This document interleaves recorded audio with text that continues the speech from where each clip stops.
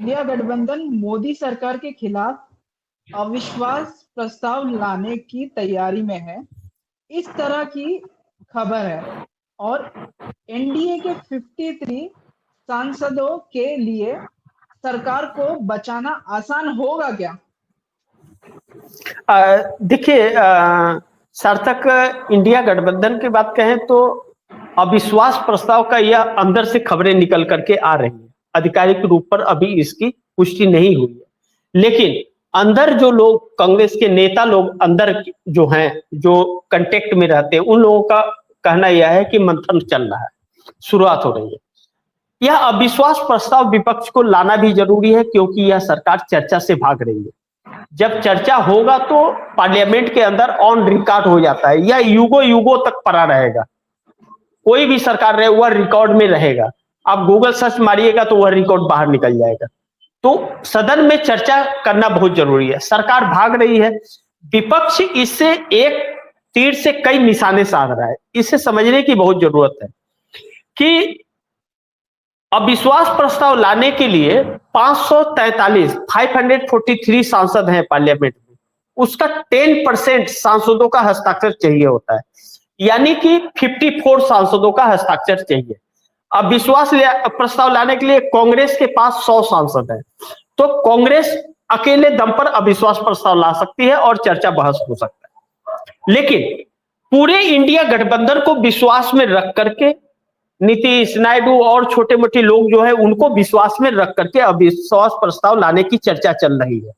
और कहा जा रहा है कि इसी मानसून सत्र के अंदर अविश्वास प्रस्ताव लाया जाए और इसी हफ्ते अविश्वास प्रस्ताव का नोटिस दे दिया जाए कि जब आखिरी में जब मानसून सत्र समाप्त होने वाला रहेगा उस हफ्ते में उस पर चर्चा हो जाएगी और चर्चा होगा। लेकिन अविश्वास प्रस्ताव ला देने के बाद में जब तक चर्चा नहीं होगी, नरेंद्र मोदी के लिए बड़ी मुश्किल रहेगी। फिर वह आधिकारिक तौर पर प्रधानमंत्री तो हैं, लेकिन उनके पास पावर नहीं रहेगा, क्योंकि सरकार के पास बहुमत नहीं है। इसका मतलब यह होता है, तो इसमें एक तीर से कई निशाने हैं।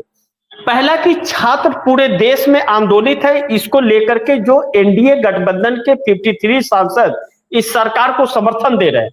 अगर अविश्वास प्रस्ताव पर सरकार के पक्ष में वोट करते हैं तो छात्रों के अंदर संदेश जाएगा कि छात्रों के मुद्दे उनके लिए मायने नहीं रखते, जिसके विरोध का सामना उन्हें भी करना पड़ेगा। पहला चीज। दूसरा, भारतीय जनता पार्टी के अंदर एक बड़ी बगावत चल रही है और भारतीय जनता पार्टी के हर नेता मोदी और शाह से सहमत नहीं है। उन नेताओं के भी बच्चे इस आंदोलन में आकर के सरकार और माँ बाप को कोस रहे हैं कि भाजपा जैसी कैसी पार्टी में उसके पिता हैं। तो ऐसे में उन लोगों की भी आत्मा जाग सकती है, वह लोग क्रॉस वोट कर सकते हैं, वोट ही नहीं दे सकते, ऐसा भी हो सकता है। ऐसे में मोदी सरकार गिरने की संभावनाएं बढ़ रही हैं। इसमें चंद्रबाबू नायडू और पवन कल्याण बहुत संकट में फंसे हुए हैं। अगर सरकार के पक्ष में दे दिए उन्होंने समर्थन तो आंध्र प्रदेश में तूफान मच जाएगा। आंध्र प्रदेश में भी बड़ी भारी तादाद में लोग सड़कों पर उतरे हुए हैं। ऐसे में मोदी सरकार बहुत संकट में फंस जाएगी। इस बात की आशंका मोदी सरकार को है कि विपक्ष अविश्वास प्रस्ताव ला सकता है। इसके लिए सरकार लगातार एनडीए गठबंधन के घटक दलों को अपने पक्ष में किए रहने के लिए बातचीत कर रही है, लेकिन वह बातचीत सार्थक नहीं हो पा रहा है, ऐसी सूचनाएं निकल रही हैं। अब जब अविश्वास प्रस्ताव आएगा तो असलियत सामने आएगी। लेकिन मोदी को के खिलाफ अब सरकार में ही लोग मोदी के खिलाफ उनके अंदर की बातें बाहर निकालने लगे हैं। भाजपा के लोग पूरी तरह से उनके साथ 240 सांसद नहीं है और 53 सांसदों में 33 सांसद ऐसे हैं जो मोदी सरकार को कभी छोड़ सकते हैं, या मोदी सरकार को पता है।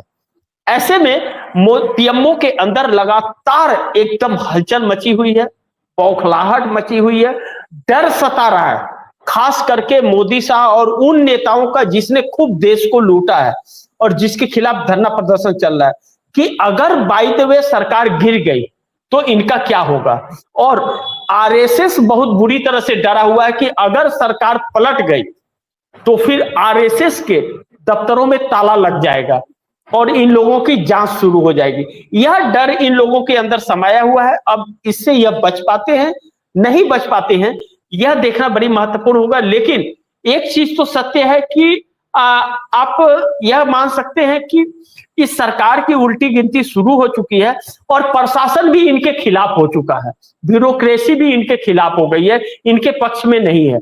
ऐसे में सरकार बचे रहना, मुझे एक बात का अंदेशा है, अभी कंफर्म नहीं कहा जा सकता, हुआ तो अविश्वास प्रस्ताव आने पर पता चलेगा, लेकिन ऐसा लगता है कि जिस तरह से, जिस गति से आंदोलन आगे बढ़ रहा है, ऐसे ही अगर बढ़ता रहा तो 15 अगस्त को झंडा फहराने के लिए लाल किले पर नरेंद्र मोदी प्रधानमंत्री नहीं रहेंगे, ऐसा प्रतीक हो रहा है। बाकी ऊपर वाले जाने क्या सच है क्या गलत है, वो तो आने वाला वक्त बताएगा।